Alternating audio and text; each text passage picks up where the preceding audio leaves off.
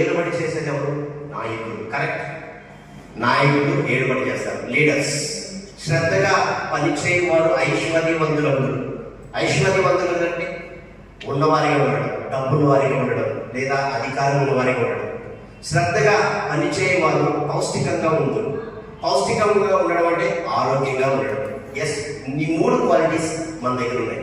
ఈ మూడు క్వాలిటీస్ కలిగినటువంటి వ్యక్తులు సక్సెస్ఫుల్ అయ్యారు లైఫ్లో.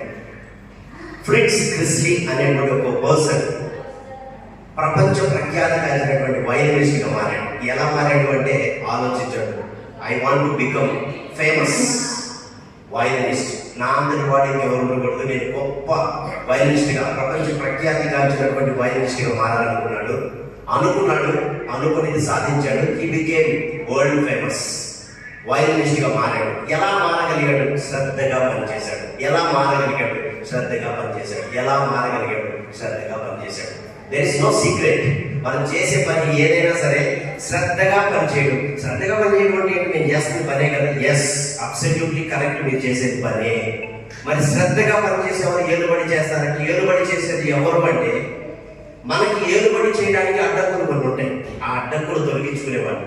అందరిలాగా నేను ఉదయం 6 గంటలకు లెగిస్తే నేను ప్రపంచ ప్రఖ్యాతి గాంచిన వయలినిస్ట్ అవుతానా? అవును. అంటే నేను నా నిద్రని త్యాగం చేయాలి. 2-3 అవర్స్ త్యాగం చేశాను. 6ంటికి లేకుండా 4ంటికి లేకుండా నేర్చుకున్నాను. బజార్కి వెళ్ళి అందరితో ఫ్రెండ్షిప్ చేసి అందరితో బాగా పడితే నేను ప్రపంచ ప్రఖ్యాతి గాంచిన వయలినిస్ట్ అవుతానా? అవును. అంటే నేనేం చేయాలి? ఈ పనులు మానేశాను. అనే ఆలోచన ఉంది, ఆశ ఉంది. అలా చేస్తే నేను ప్రపంచ ప్రఖ్యాతి గాంచిన వయలినిస్ట్ అవుతానా? అవును, తెలుసు. వాటిని కూడా త్యాగం చేశాడు. ఈరోజు ఒక వండర్ఫుల్ ఆపర్చునిటీ మీ ముందుంది.